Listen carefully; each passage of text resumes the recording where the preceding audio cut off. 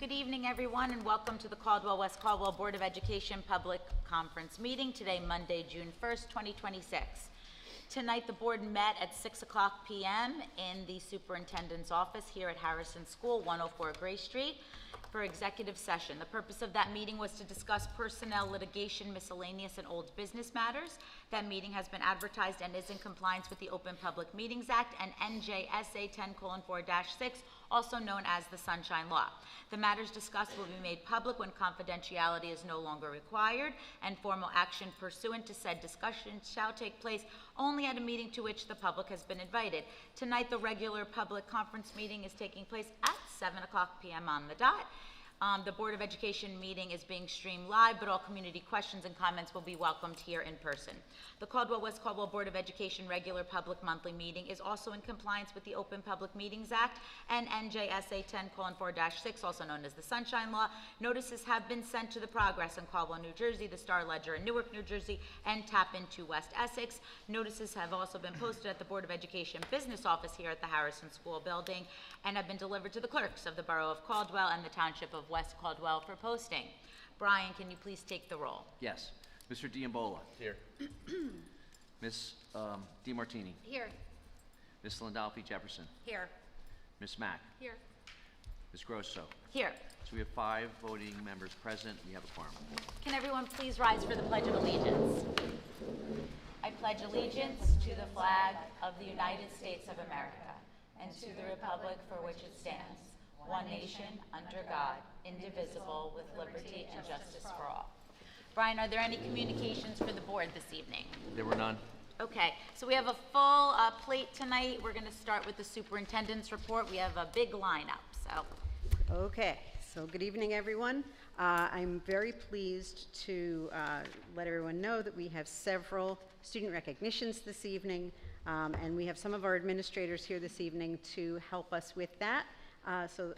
I know we've got a group of students who need to get out of here so they can go to the high school and participate in the concert. So I'm going to ask Mr. Devlin to please come up first. Thank you. I'm going to start by asking Chelsea and Jackson to come up front, please.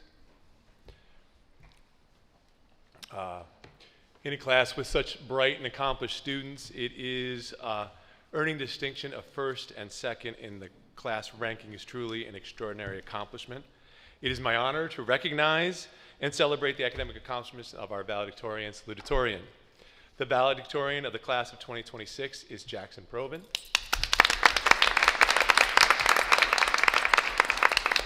Jackson has a 7-semester cumulative GPA of 100.58. He is a National Merit Commended Scholar and an AP Scholar with distinction. In the fall, Jackson will be attending the New School in Manhattan, where he will be studying jazz guitar and audio production.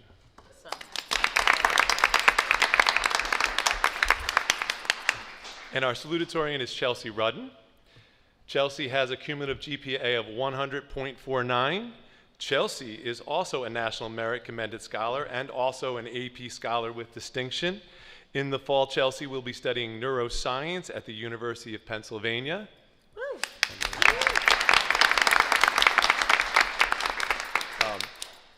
Jackson and Chelsea are not just great students, they are exceptional people. They've represented their school well in all that they do and all their endeavors. We are fiercely proud of them, and as a valedictorian and salutatorian, they will have the distinguished honor of addressing their classmates at graduation. We are immensely proud of the two of you. Congratulations. Thank you. You want to take a picture? You want to take a picture or wait for the, Well, you want to?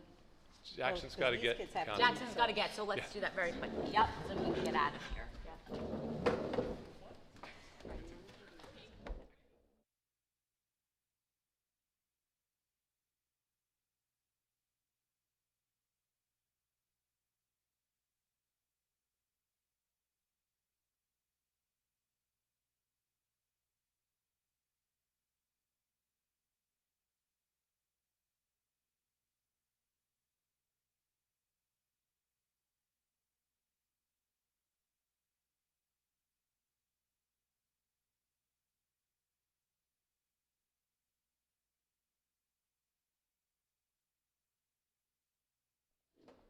We have a couple of other students performing, so if you would like, I'll call up the North Region High School Honors Orchestra members.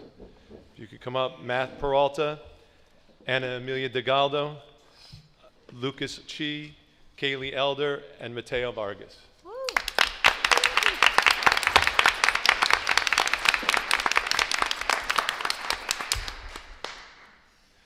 So students in the North Region High School Honors Orchestra were selected by their directors for excellence in musicianship and leadership. They joined students from 9 other high schools to represent James Caldwell High School and the North Region Honors Orchestra, performing high-level music with peers from the surrounding area. Their devotion to music and willingness to put in extra time is an honor to themselves, James Caldwell High School, and our music program. Congratulations, guys.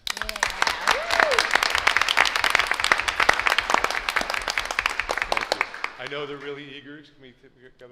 They're like, they showed up. They're like, we got a concert. I go, Yes, I know. yes. Come on up, come on forward, guys.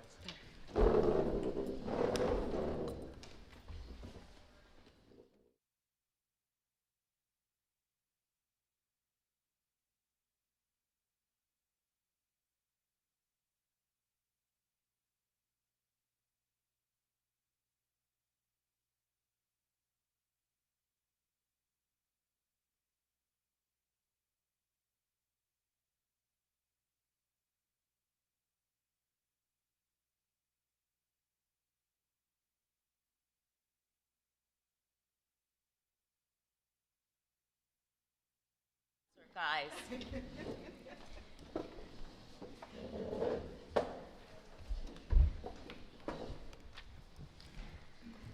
Okay. I'm going to speak about one other student, Mike Finguera. Why don't you come on up, Mike?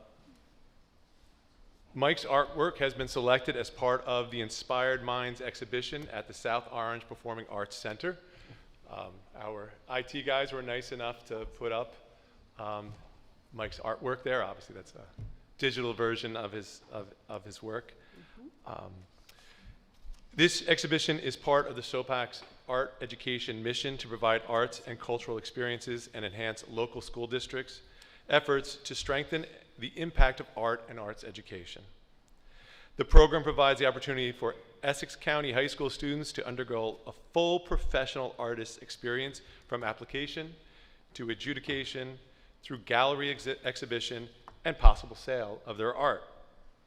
Being selected for this exhibit is no small achievement, as more than 300 students from 20 area high schools submitted over 1,000 original works for consideration, spanning a range of genres and media, including photography, digital art, painting, drawing, sculpture, fiber arts, and ceramics.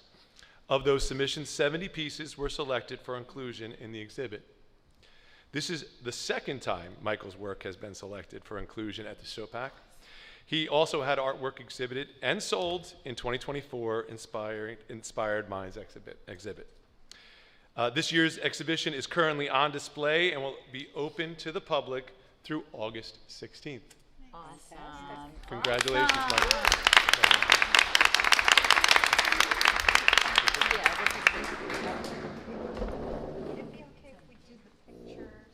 Oh, yeah, let's do this by your artwork so we can have your artwork.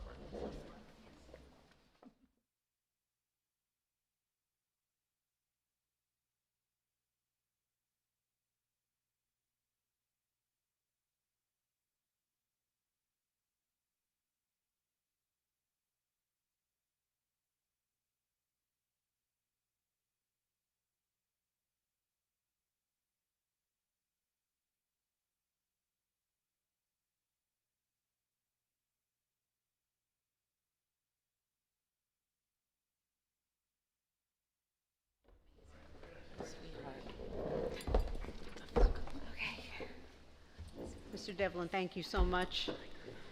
And let's see. Ms.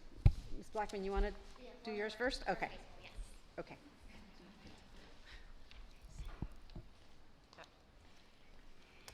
The Essex County Unsung Heroes Award is sponsored by the Essex County School Boards Association. This program recognizes those students who make outstanding contributions to their schools and communities but who are often overlooked by traditional student recognition guidelines. James Caldwell High School had the honor to nominate one student from the class of 2026, and it was an easy decision to submit Tessa Davidson as our honoree this year. On Thursday, March 12th, the Essex County School Boards Association held their annual Unsung Hero Awards ceremony. This year, the ceremony celebrated students who have displayed the power of quiet strength, character beyond the spotlight. It was an evening that recognized students who provide the quiet strength that nourishes our classrooms and inspire their peers to lead with a heart for others. It is a privilege to introduce this year's Unsung Hero from James Caldwell High School, Tessa Davidson.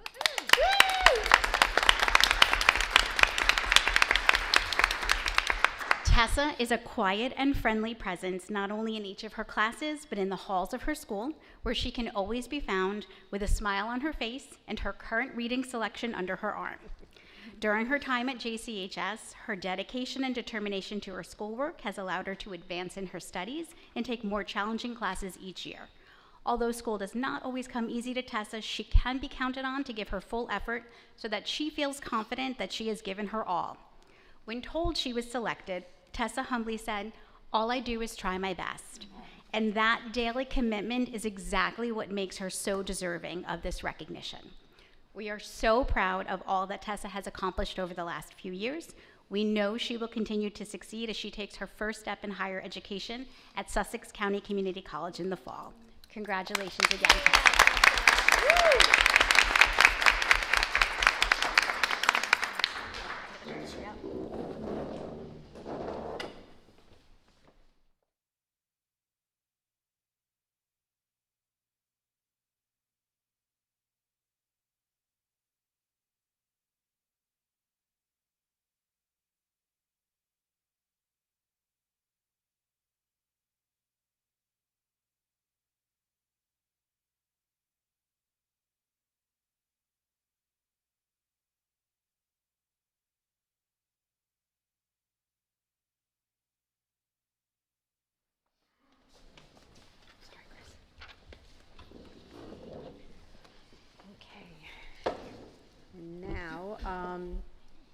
Mr. Adamo is here this evening, and he has a student who is going to be recognized, one of the fourth grade students. Right?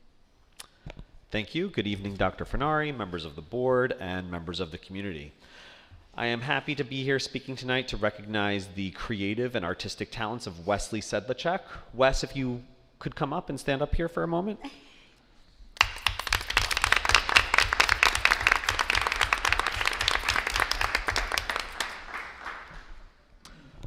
Wesley is a fourth grader in Mr. Protogianis' class at Washington School.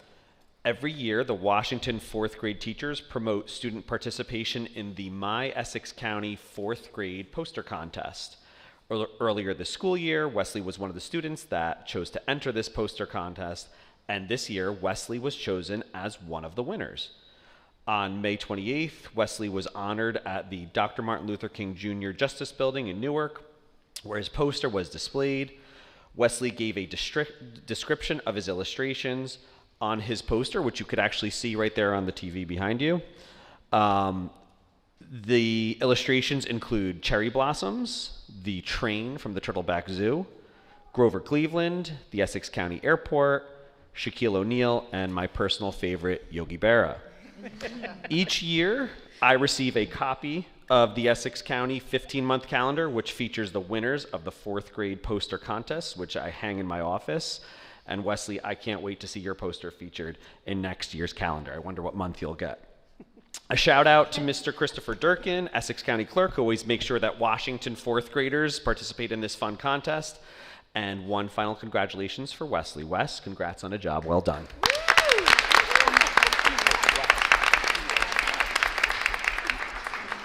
Can I just say one quick thing? I work for the county clerk, and so I will say that we had a record number of entries this year, record number of new schools participating, and over 1,000 posters. And of those posters, Wesley was one of the top 15.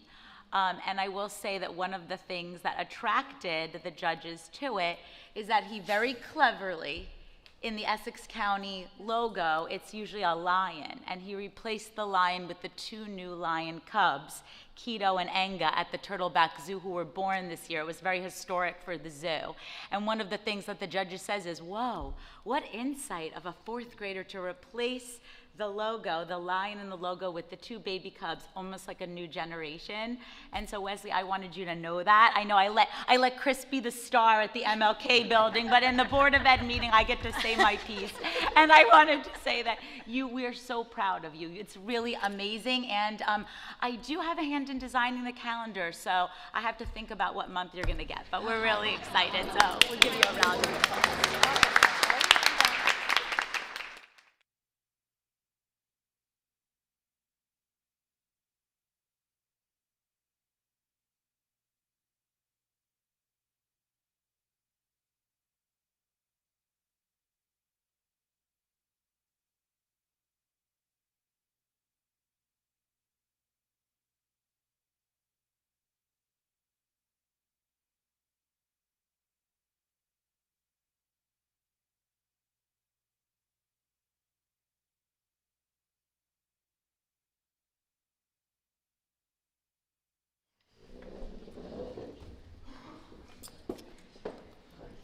Okay, we have a lot of students to recognize this evening, and so far it's been a wonderful night.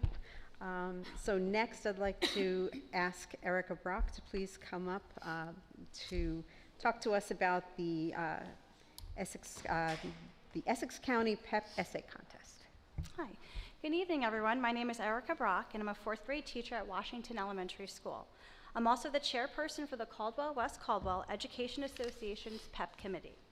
PEP, which stands for Public Education Partnership, is a campaign that shares the successes of New Jersey's public schools while building community support and involvement. PEP programs aim to help increase community awareness of all the wonderful things happening in our public schools. In addition to recently supporting the Caldwell-West Caldwell Education Foundation the other weekend at the annual 5K Run for Education, one of the other activities we took part in this year was the Essex County PEP Essay Contest. Each grade level was given a themed topic to write about. This was our district's 5th year participating in the contest. I received numerous submissions from students at the elementary and middle school levels. This year, there were 4 grade levels that participated. Despite the lower number of grade level submissions this year, we did manage to have a strong showing with the entries that we did have, walking away with 1 semifinalist winner and 3 finalist winners, 1 second place winner and 2 first place winners. The topics for the contest were as follows. In 2nd grade, I look forward to going to school because. In 4th grade, what is your favorite part of the school day or year? In 5th grade, who is a person during your school years who has instilled pride in you? And in 7th grade, why is it important to accept others for who they are? I would like to start by acknowledging our semi-finalist winner. This student's essay was picked out of all the essays in his grade level in the Caldwell-West Caldwell district to move on to the Essex County level. He, along with 3 of his family members, are invited to a special after-hours night in July at the Turtleback Zoo. When I call his name, I will ask the student to please rise to receive his applause. Kevin Wilson from Wilson Elementary School, 5th grade. Yay! Woo!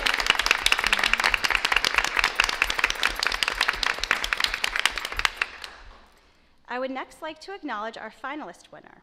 This student's essay was picked out of all the essays in her grade level in the Caldwell-West Caldwell district to move on to the Essex County level, where her essay came in 2nd place. She, too, along with 3 of her family members, are invited to a special after-hours night in July at the Turtleback Zoo. She was also honored at the Friends of Education benefit last month and received a certificate and prize. I will now read the name of our finalist winner and ask her to please rise when her name is called to receive her applause.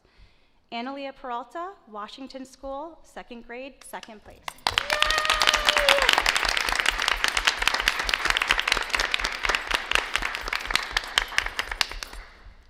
And now I would like to acknowledge our first place winners. These students' essays were picked of all the essays in their grade level in the Caldwell-West Caldwell School District to move on to the Essex County level, where their essays came in 1st place. They, too, along with 3 of their family members, are invited to a special after-hours night in July at the Turtleback Zoo, and were honored at the Friends of Education banquet last month and received a certificate and prize. I will now call their names one at a time and ask them to come up and read their essay. Sienna Rapetta, Wilson Elementary School, 4th grade.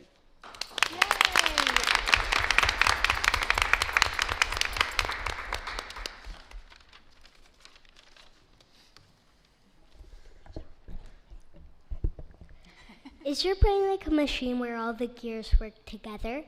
Mine doesn't always work that way. Sometimes 2 gears go in opposite directions and the machine slows down. It works that way because I have ADHD. One thing at my school that helps my brain work well and keep focused is our Gifted Achievement Program.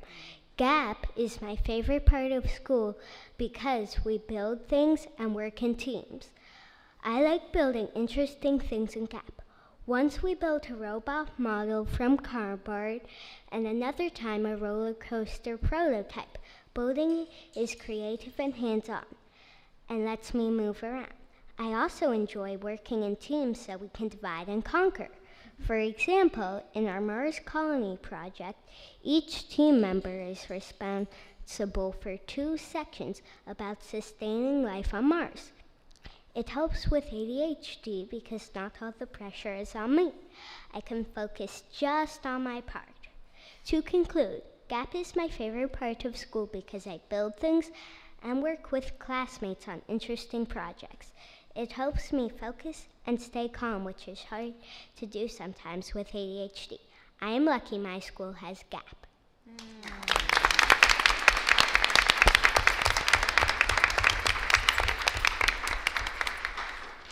Great job, Sienna. I don't know if I could have read it that well. And now I'd like to call up Caitlin Houlihan from Grover Cleveland Middle School, 7th grade, 1st place.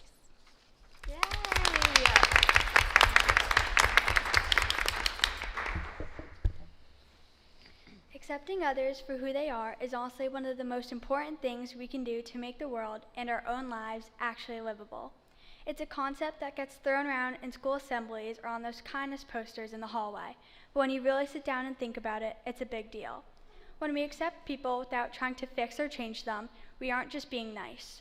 We're building communities where everyone feels safe enough to actually be themselves. In a world where everyone is constantly being told how to act, look, or think, true acceptance is like giving someone permission to finally breathe. One of the biggest reasons why this matters is that it creates a genuine sense of belonging. Imagine walking into a room and feeling like you have to hide your hobbies, your culture, or even the way you talk just to fit in. It's exhausting, and honestly, it's lonely. When people, especially middle school and high school students, feel accepted by those around them, their mental health and self-esteem improve significantly.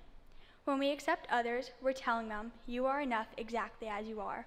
This removes the fear of judgment, which is usually what keeps people from sharing their best ideas or their true talents. Then there's the social media aspect, which makes everything 10 times harder.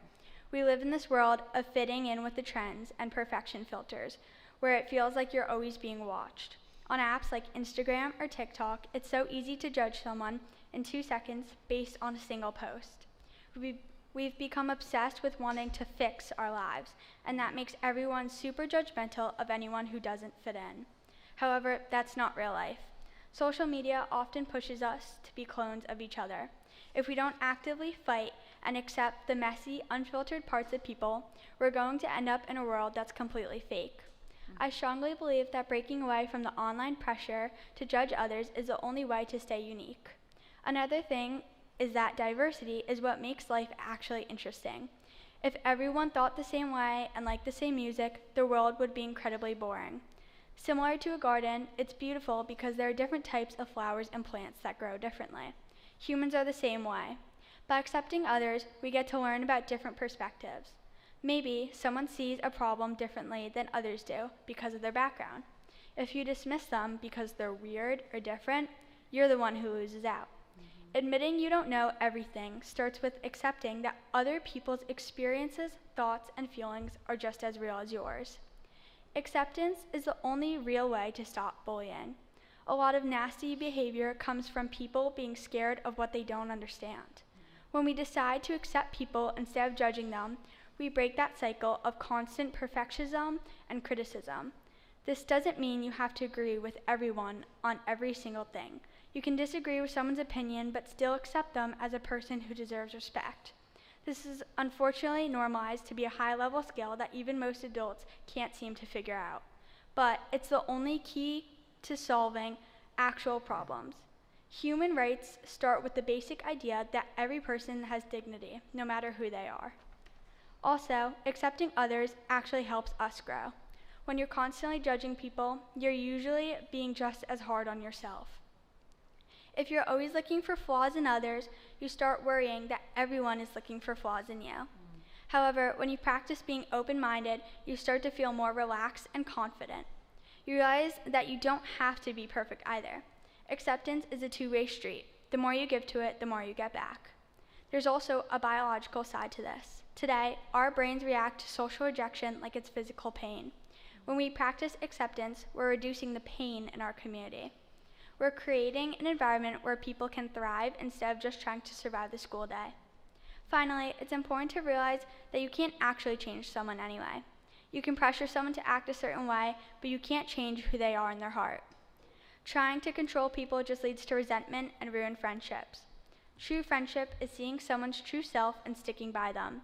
No matter how someone is different from yourself, accepting them is the best thing that you can do for them and for yourself. In the end, accepting others is the foundation for a world that actually works. It boosts mental health, helps us learn, and stops unnecessary drama. It's not always easy, especially when someone is really different from you, but it's always worth the effort. If we want to be free from ourselves, we have to give that same freedom to everyone else. By choosing acceptance over judgment, we don't just change someone's day, but we change the world.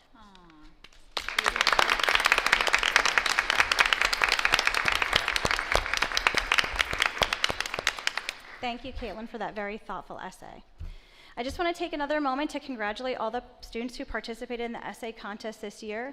They truly did an outstanding job, and I thoroughly enjoyed reading all of their essays. I look forward to next year, where I hope we will have an even stronger showing of student participation in the contest, with even more essays for me to read and to submit at the Essex County level. Thank you for the opportunity to showcase our student writers. Thank you, Mrs. Brock. Thank you for doing this every year. Thank you. Ms. Brock, if we could have you and the student essay winners, if you could have them come on up, please.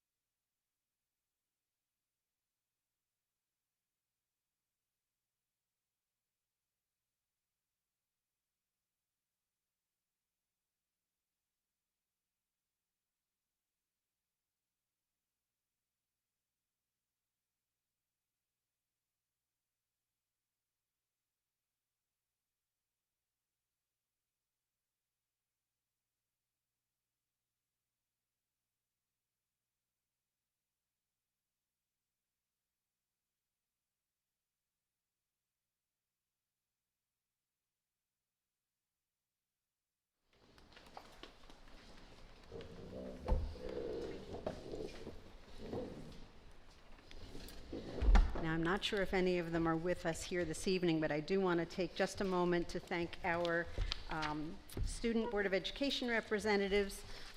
We haven't seen them at every meeting, but when they can be here, the student representatives from the high school sit at the board table, and they're part of the discussion, and they can't vote, but they can certainly add their voices. So I just want to thank Taya Fiore, Adeline Lamans, Angie Paratha, I always get this wrong, Angie, just come and yell at me tomorrow. Paratha, and Maya Jorgensen. So one of the things that we appreciate about students becoming part of the process, the governing process, is that, you know, we're here for students, and the insight that we get from our students, whether it's through the essays that they submit or their ability to, you know, come to the microphone and speak. We've had many students come to our microphone during the course of this school year, whether they were high school or middle school students who were sharing things that are going on at the schools or voicing their opinions about things. That's part of how we learn to be good citizens and contribute to the growth of our district. So we appreciate our students, and for Taya, Adeline, Angie, and Maya, we just wanted to say thank you to them. as well.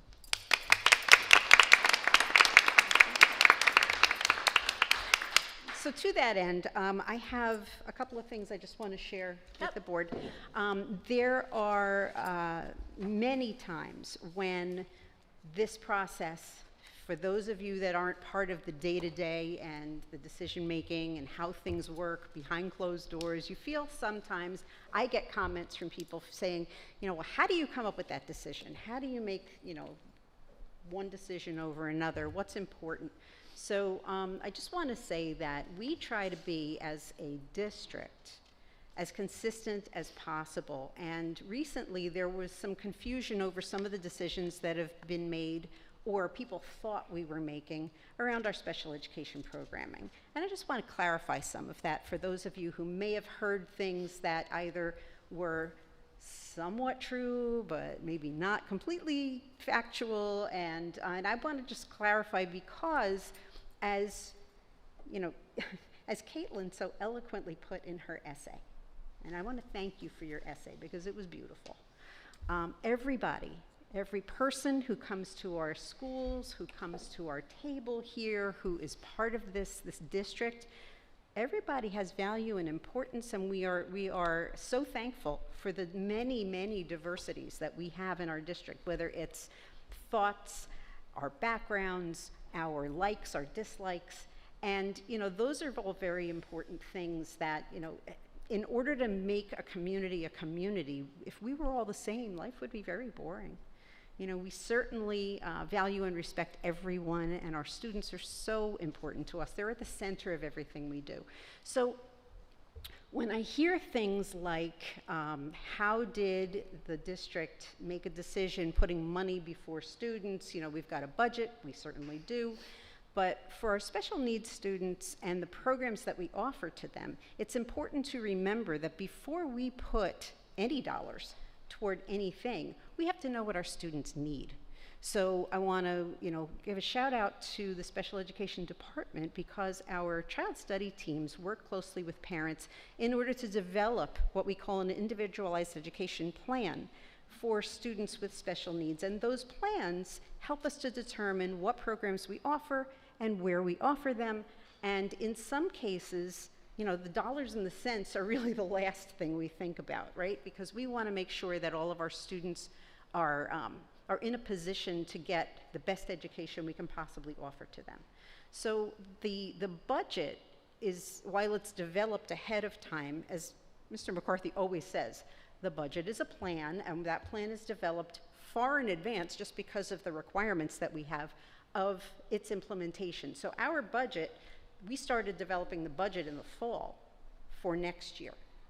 And think about all of the ways that people's needs change, are identified, and how students learn and grow through the course of a school year. We don't know when that budget is developed what a child is going to need for the following school year. We do that through having partnerships with our parents, through our teachers and their case managers, the child study teams, the principals, the general education teachers, and all of our students that are in our special education programs. Each of them has an individualized education program. So to think that we base our budget on those needs is backwards. We have to make sure that the needs themselves are identified, and then we figure out from the pot of money we have, how are we going to accommodate those students? And every one of them is different, obviously, if it's an individualized plan. So I just want to make sure that that is understood, first and foremost. Secondly, my door is always open. I mean, I have had parents and teachers who have questions. I try to be very responsive. So I would appreciate anybody who has a question. If you don't get an answer or the answer you're looking for, or you need more explanation from your school, because it's always teacher, and then if you happen to have a student with an IEP, their case manager, the child study team, the principal. If you don't have enough information, you can always email or call my office, because I do try to be very responsive. And I think that the misassumption maybe is that when people email the entire board, all 5 of our board members, that each of them is going to respond to you. No, they typically have me be the one to respond. And really that's because by law in the state of New Jersey, if we have the entire board on an email chain, that constitutes a Board of Education meeting that is unadvertised. So that's against the law. It's against their ethics. So the board charges the superintendent, whether it's me or whoever your next superintendent is going to be, to kind of respond to those messages. So if you are emailing and you copy the entire board, understand that if it's to the board, that the board president typically is the one to respond for the whole board. And if it's something that they need me to respond to, I find out all the information and then I respond. And I also just want to say that, we appreciate when people have questions and ask us, because it's the only way that factual information gets to the folks who have those questions. The notion, again, that we are putting dollars before students is really not the case. Yes, we have to identify those dollars well in advance. If you saw the budget hearing that was a couple of meetings ago, it happens when it happens because the state requires us to submit a budget at that time for approval. But it does not mean that that budget is set in stone to the point where we're going to already know or already have predetermined what we are going to offer. I don't know if you've read about some other school districts who are in some dire financial straits and have had to reduce their staff numbers by quite a number of teachers and other staff positions. We've been very fortunate in Caldwell-West Caldwell that the spending has been done wisely. We've always put the students first, and I just wanted to clarify that. And board members, if you have any questions for me, please let me know. No. Any questions? No. Thank you. No. Thank you. Okay. Is that the end of your report? I believe it is, yes. Okay, great. Thank you very much. Appreciate that. So tonight we'll only be voting on one thing, the HIBs in curriculum and technology. Otherwise, this is a conference meeting. So first I'm going to open up the agenda, the public comment to items on the agenda only. We'll peruse the agenda and then at the end open up the public comment to anyone that wants to address the board on anything outside of the item agendas. Okay? Thank you everyone, all our students who are leaving, for coming, and congratulations again. So right now I'm going to open up public comment on agenda items only. To remind the public participation shall be governed by the following. Participant must be recognized by the presiding officer and must preface comments by an announcement of their name and address. Statements are to be limited to 3 minutes duration. Participant may speak no more than once on the same topic until all others who wish to speak on that topic have been heard. All statements shall be directed to the presiding officer. Boards use the public comment period of the meeting as an opportunity to listen to citizen concerns, not to debate issues or enter into a question-answer session or a cross-examination between the public and individual members. Please be aware that not all issues brought before the board will be resolved this evening.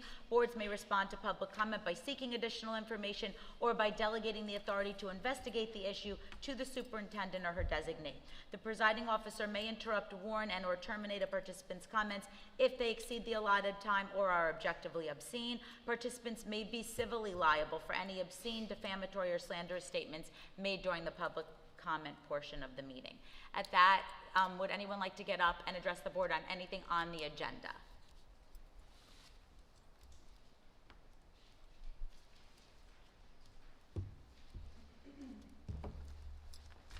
Hi, my name is John Gaccione. I live at 63 Elmwood Terrace in West Caldwell. If what I'm saying is not on the agenda, it seems to me it is, but if I am mistaken, please just correct me and I'll speak at the end. I'm a public school teacher with 26 years experience, so I've been to more than my share of Board of Education meetings, so I want to thank the board members for all that they're doing, and I want to thank Dr. Fernari for her statement, and I plan on giving you a call this week and make an appointment to address my concerns, but I do just want to voice them to the board while I'm here, and I understand, it's not necessarily a question and answer. One of my children goes to Harrison, and I know the board cannot speak about personnel issues, and I'm not going to say any names, and there are some changes coming at Harrison next year, with some teachers not being renewed and other teachers from other parts of the district being moved into the school. And my concern or question is, I don't know if those movements are budgetary in nature or if there's just some restructuring going on in the school that I'm unaware of. But I'd like to, like I said, I'll make an appointment with Dr. Fernari to discuss that, but that is a concern of mine. And also, I don't want to conflate two issues, and this is my first time attending a Caldwell-West Caldwell Board of Education meeting, as my son just started in Harrison last year, and I don't want to conflate two issues, but I do want to say that if decisions were made and teachers were not renewed for budgetary reasons, while I understand the difference between operating budgets and capital reserves, I just want to say on the record that I think it's a bad optic for our town, for a field house that was voted down twice by the public to go forward if it is the case that teachers are not being renewed because we have budgetary concerns. And like I said, I understand those are different pots of money that sometimes can be interchanged, but not easily. So those are my concerns. Thank you for your time. Thank you. Dr. Fernari, do you want to respond, or? To the, Either. no, I think we'll make an appointment. Okay, Yeah. perfect. To the field house? Okay, so I know we've said this before, and I appreciate the fact that you'll be reaching out to me. That's great. One of the things that I just want to clarify again, I think we've said it at a number of board meetings, but I know not everybody attends every board meeting or has the opportunity to watch it on live stream. The field house was put up for referendum twice, and the vote for that field house is the way the district would pay for a renovation was the issue that was being voted upon. So the ask during those two votes was if the community would consider the district raising taxes in order to pay for, through a referendum question, the construction of the field house. The first was a $16 million version, and the second was an $8 million version, right? Okay, so that would mean that the taxpayer would have the burden of the cost of those, either of those scenarios, and it was voted down twice. That did not take away the issue of our field house being approximately 80 years old and having had no work done on it in probably 80 years. If any of you have ever been in our field house, it's adorable on the outside. It's this nice little brick structure. If you've ever been inside, you wouldn't want to go back. It's run down. It is, there are code issues with there's a little second floor that's been used that is really not safe for students and staff to be utilizing. And there are other issues with modernization that just haven't happened. So the district has what we call capital reserve, and that account over years, many, many years, the money that you might have a little bit of surplus each school year, and some of that surplus ends up going into some of the reserve accounts. Capital reserve is one of those accounts. And so the current version of the field house, we haven't even seen the architectural drawings yet. That's coming soon. We haven't had the chance to get those back yet from the architect. We expect that within the next couple of weeks. So those modernizations or the changes, or we're going to be talking with the architect about their design, but we're talking about a budget of about $4.5 million, which we happen to have in our capital reserve. So rather than the $16 million version or the $8 million version that we would have had to go out to the community to help us pay for, we are using monies that have over time been placed in the capital reserve account to construct something that is both equitable for male and female athletes, that has public restrooms, that has meeting space for the students and the coaches, that has all of the code violations that really right now do exist because it's 80 years old and code has changed drastically in the last 80 years. That facility is going to be safer, more modern, and better equipped to serve our students and our staff. And the community as well. So I just wanted to make sure that that was clarified. And we're doing that without going back out to the community to say, we need more money from you. This is money that the district has saved over time in that capital reserve account. There are other projects that are also coming out of that capital reserve account, namely 2 roof projects that we have that have to get done Mr. McCarthy has talked a couple of times about the fact that this winter was really a tough winter, and with all the snow that happened in those 2 big snowstorms, there was snow that stayed on the roofs, and the weight of the snow, because between those 2 storms, the first storm didn't get a chance to melt off of those flat roofs until the second one hit. So we had, a lot of weight distributed with the snow there. And as the snow melted, we realized that there were leaks in some of the schools, in 2 of them. So there will be roofing work done at Jefferson and at Wilson. So that's coming out of capital reserve. There's also an elevator that we don't have in any of our schools, the ability for ADA compliance. So one school in your district, one of the elementary schools, has to be ADA compliant.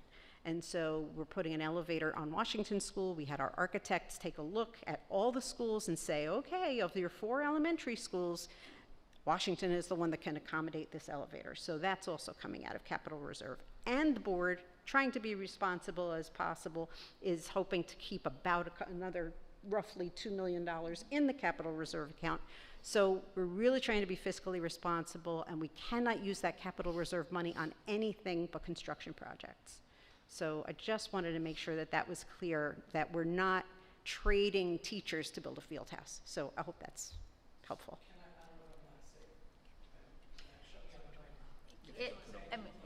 Yeah.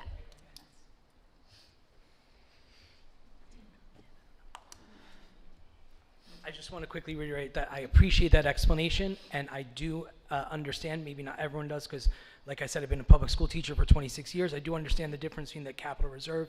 So I just want to clarify or reiterate what I said, that it just, even with all that you just said, is if teachers are being let go for budgetary reasons, it's still a bad optic for, there's very few people. I've been to tons of board meetings over 26 years. Not a lot of people come to them, as you all know. Yep. So in the town, not everyone's going to hear that, and even people that do understand it, like I said, it's just a bad optic. Yeah. That's all I want to say. Agreed. Not that I think anyone was not an accusation that anything was being done incorrectly. No, and not taken that way either. Okay, thank you.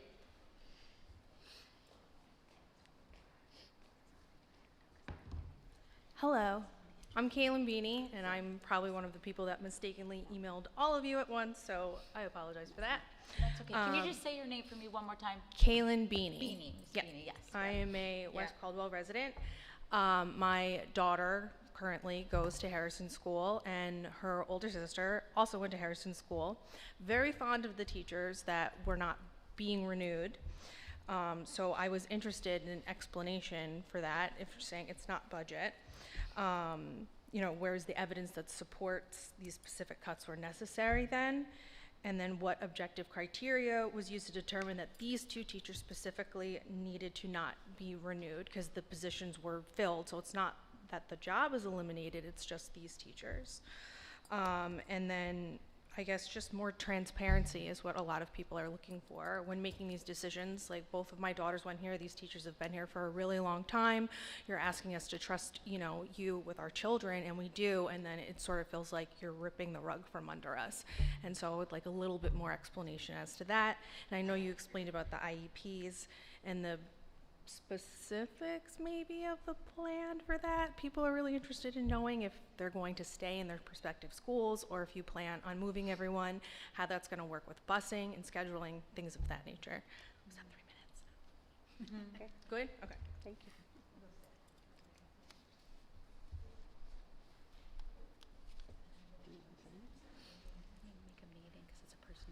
Okay. So I just want to be able to say this in public because sometimes I think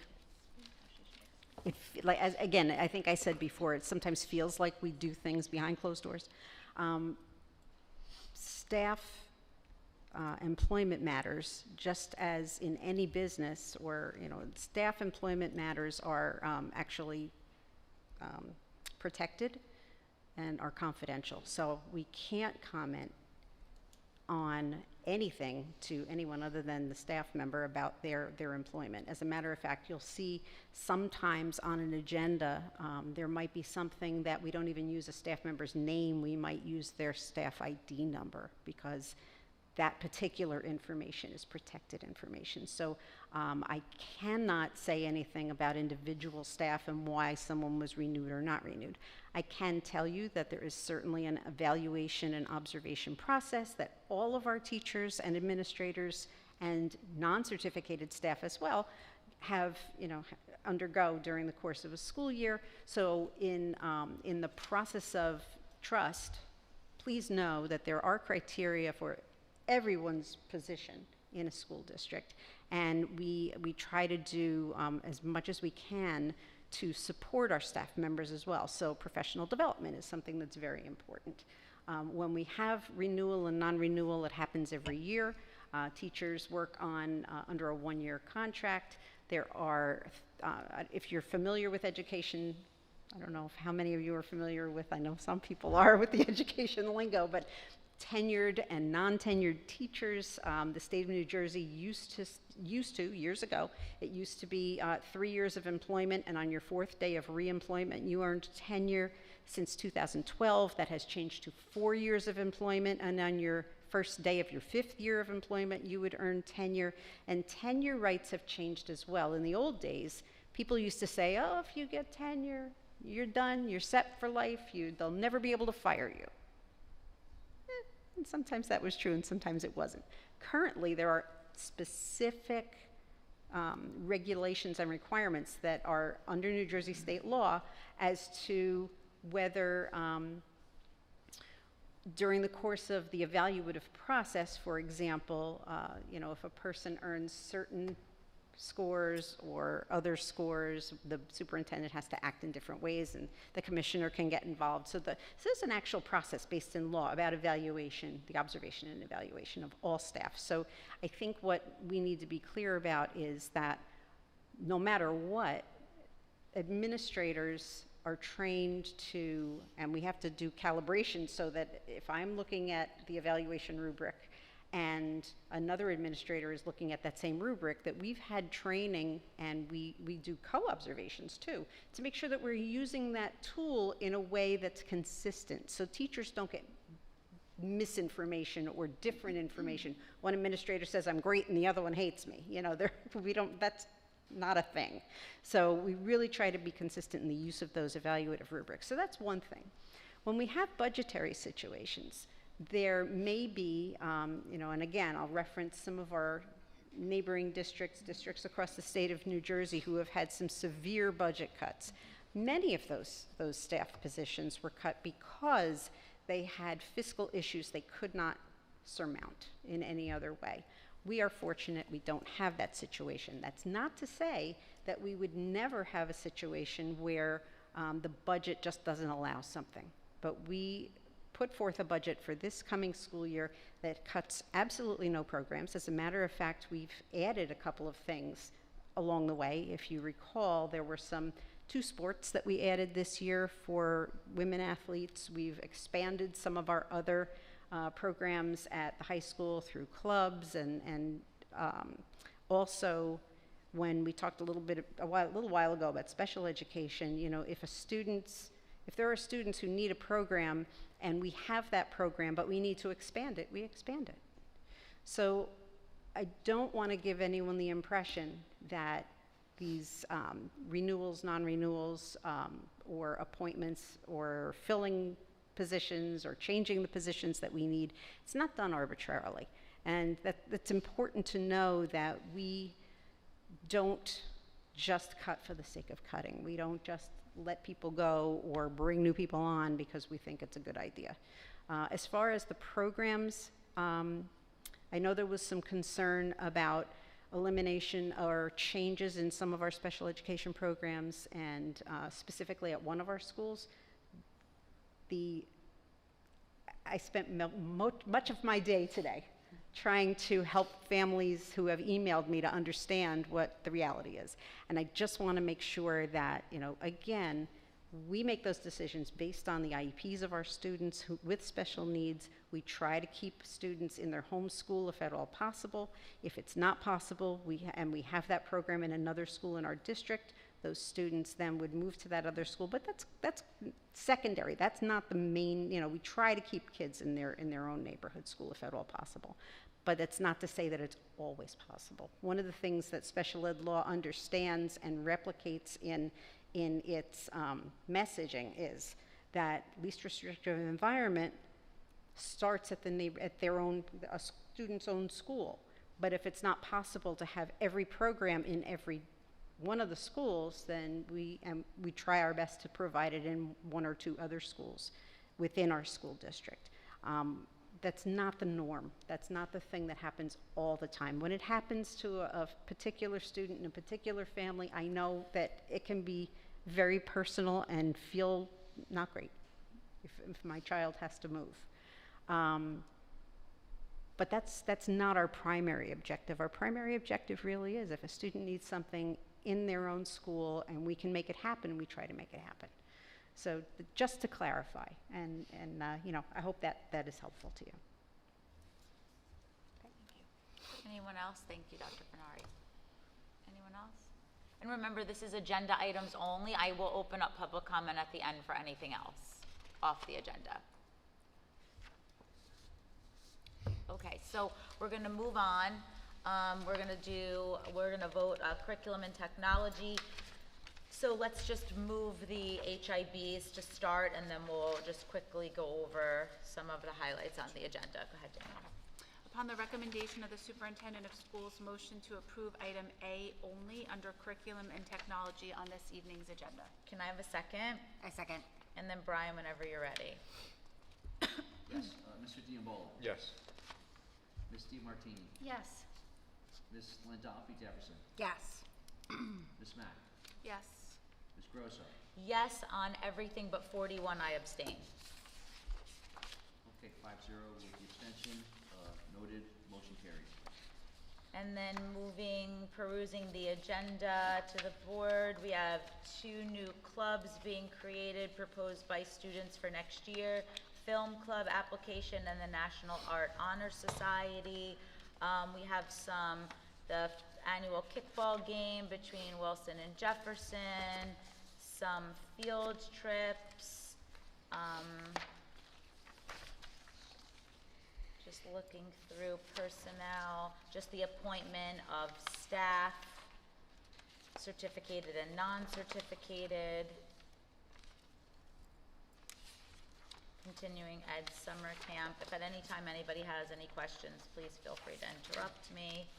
I did see, under finance and facilities, we have the Jefferson outdoor classroom, which Jefferson School HSA is going to, they submitted a proposal to the board to do an outdoor classroom that the Finance and Facilities Committee has agreed to accept, and, you know, a board can ask questions about that next week before we vote. And then we just have some more facility usage, mostly at the high school. And then just policies, all first readings of policies, and a revision of one other one. Does the board have any questions or comments on anything? We will do committee reports next week. All right, that being said then, we're going to open up public comment to anyone that wants to address the board on anything at this point. Public participation shall be governed by the following. I've cottonmouth at this point. Participant must be recognized by the presiding officer and must preface comments by an announcement of their name and address. Statements are to be limited to 3 minutes duration. Participant may speak no more than once on the same topic until all others who wish to speak on that topic have been heard. All statements are to be directed to the presiding officer. Once again, boards use the public comment as an opportunity to listen, not to debate or get into question and answer sessions or cross-examinations. Be aware that not all issues brought before us will be resolved this evening. We might delegate the authority to investigate the issue to the superintendent or her designee, or seek additional information for ourselves. The presiding officer may interrupt, warn, and/or terminate a participant's comments if they exceed the allotted time or objectively obscene. And participants may be civilly liable for any obscene, defamatory, or slanderous statements made during public comment. Would anyone like to address the board on anything else this evening?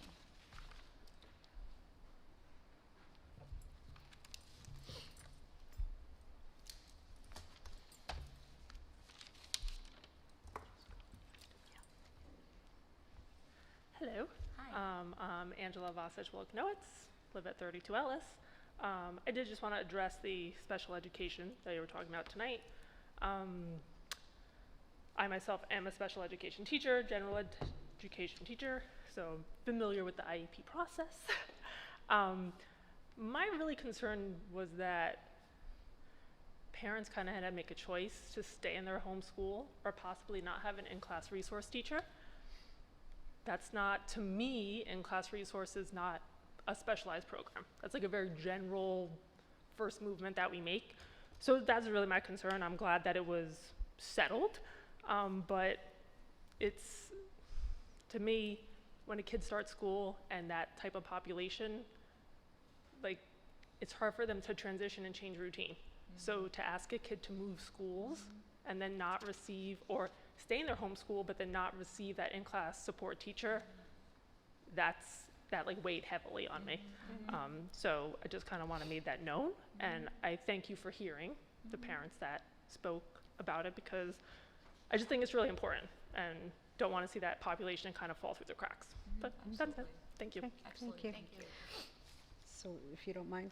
Yeah, So absolutely, thank you for your comments. I just want to make sure that everybody understands that there was really no choice for parents to make.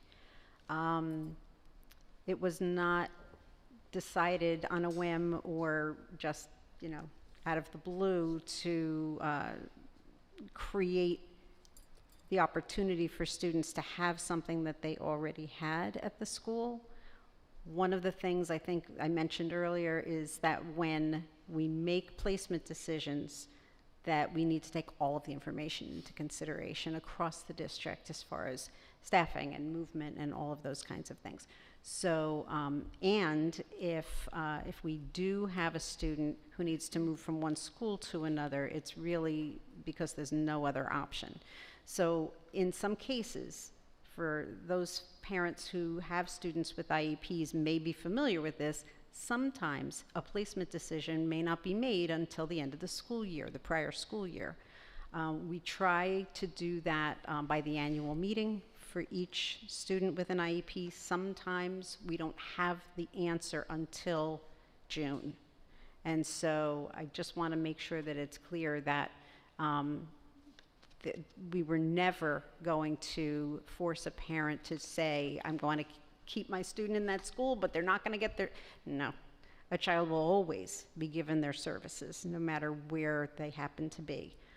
It may be in a different school, possibly, but we would never condone. The board wouldn't let us do it, the state laws of the state of New Jersey doesn't let us do it, and we would never do it as educators, to deny a student services. If a student needs those services, they will be provided. So I appreciate your question, and I just wanted, because I know you said, that it rang, it made you feel, uncomfortable, and I appreciate you saying that.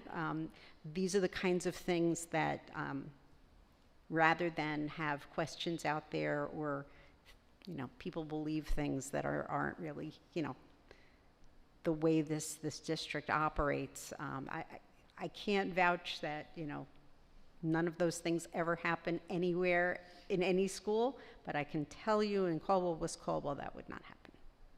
Nobody would be denied those services, okay? Okay, thank you. Does anyone else want to come up?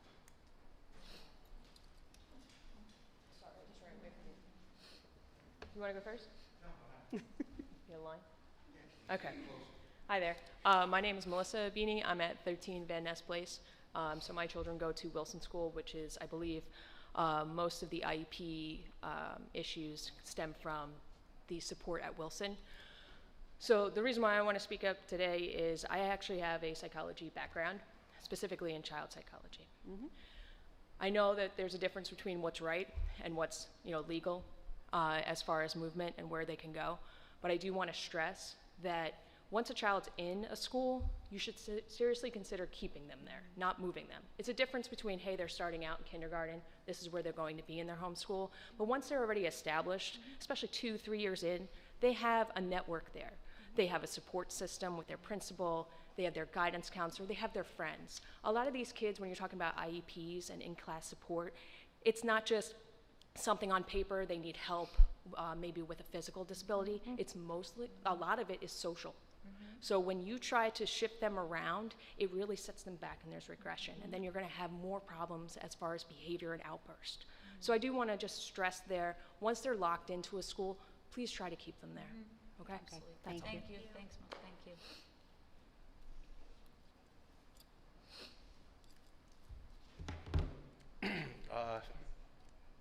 Good evening, everybody. I apologize for my lateness. I was a little tied up coaching a playoff baseball game. So no, we did not win.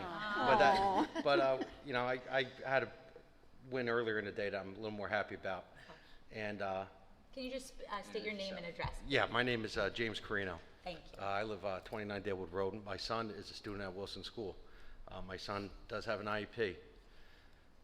For the last couple of weeks, we were in a little bit of a rough spot, thinking what is going to happen with his placement being up in the air. I actually had a lot prepared. I was going to miss the game tonight if, you know, earlier events in the day happened. So I'm not going to read what I wrote, but what I will say is pretty much I came in late, but everything that was said before me, you know, I agree with. My son's issues are definitely my biggest concern. Is not as much as the classroom. What happens in the classroom? He is, you know, he's coming along. He's doing great thanks to the people at Wilson School. It's great for us. And that's why that being a risk of going away, that's what really kept us awake the last couple of weeks. You know, I just came from coaching a baseball game, trying to get some of these kids to play baseball, football, build those relationships, that trusting, that comfort that he needs, that he struggled for so long. You know, he had that. He has that at Wilson. So that threat of it being taken away, you know, that was a rough thing to think about. So that being said, I will say that is something that should always be considered. And I really kind of want to appreciate the fact that we did get feedback from you guys today and things were able to work out. So thank you for that. And that's just, you know, I'm in it with them, so you're going to see me around, and, you know, thank you, and just always keep that in the back of your mind that those issues are not always just, sometimes the building is the IEP, and we're very lucky to have Wilson School be our school. Absolutely. So thanks. You're welcome. Thank you. Anybody else want to come up?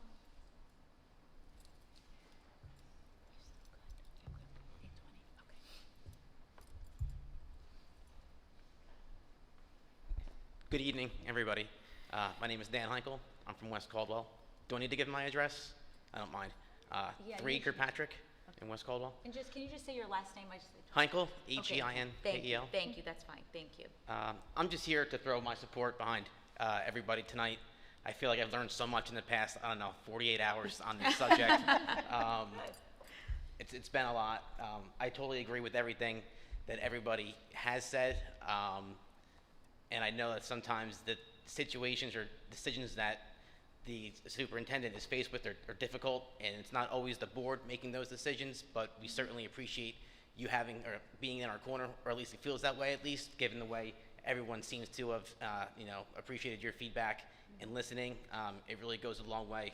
And it matters a lot that whenever you guys are faced with these decisions, it seems like you really appreciate the gravity of the situation. And I just would ask that you guys keep that in mind as always, because I don't have a kid who has an IEP, but if I was faced with one of those uncertainties, I would be up in arms. I think the issue is, for parents, it's difficult knowing that such a big decision that could really impact your life is up in the air, and you don't really know like the mechanisms or the cogs that are turning the wheels behind it all. So I guess that could be, frightening and confusing.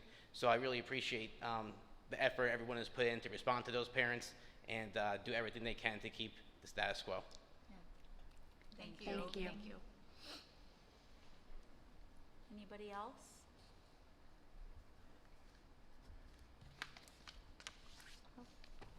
Okay, just want to make sure everyone has an opportunity. Okay. All right. Any comments from the board before we move to executive? No?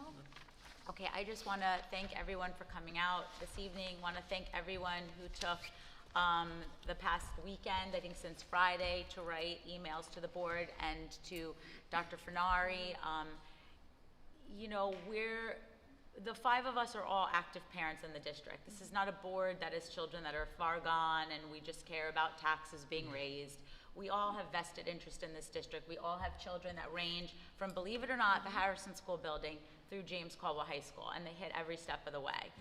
I can personally say, as I've told some people, and I'll share myself, that I have 2 children who have IEPs. One is just graduated college. So for parents who think that it's gonna be, the journey is worth it. Believe you me, it is worth it. And did not have an easy time.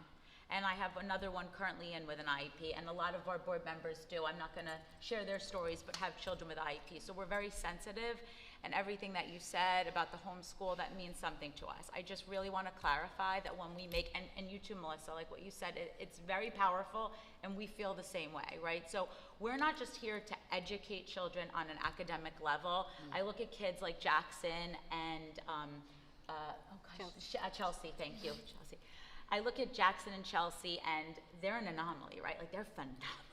But like there's kids, like they're on the outskirts, right? They're the other end of the spectrum, right? They're at the top, but that's just not why we're here, right? We're here for social and emotional benefit of children as well. And so, like, keeping them in their homeschool, we understand that plays a very vital part in their IEP. I actually like what you said, James, like sometimes the building is the IEP. I could not agree with that more.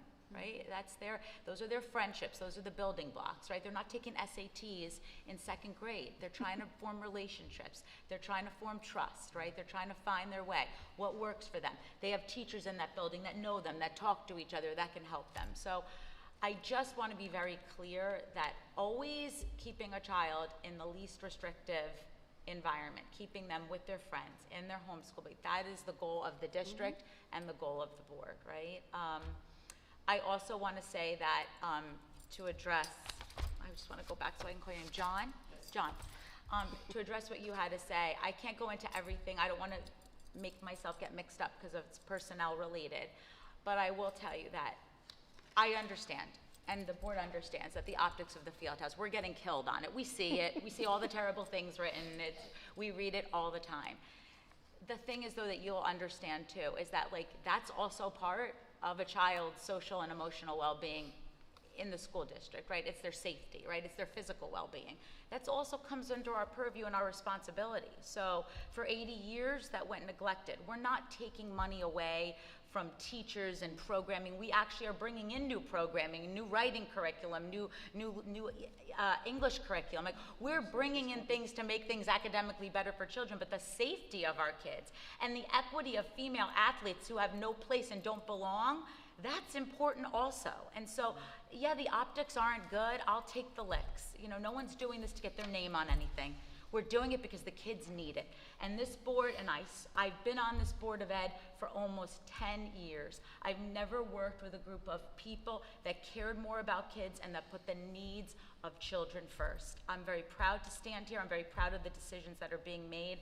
I'm also very proud to live in a community where people show up for their kids. And so even show up for their kids when they don't have a kid experiencing that problem. So, so thank you to all of you. So that's all I wanted to say today. We will be back here next Monday, June 8th, for a voting meeting. And I encourage you to attend and be part of it. It doesn't have to be a problem to show up. Be part of it and share your opinions and your thoughts. We do welcome it. That being said, can I have a motion to enter into executive session at 8:13 p.m.? I'll make a motion. And can I have a second? I'll second. Brian? All in favor, aye. Aye. Against, nay. Any abstentions? Motion carried. All right, thank you, everybody. Have a good night. I got excited.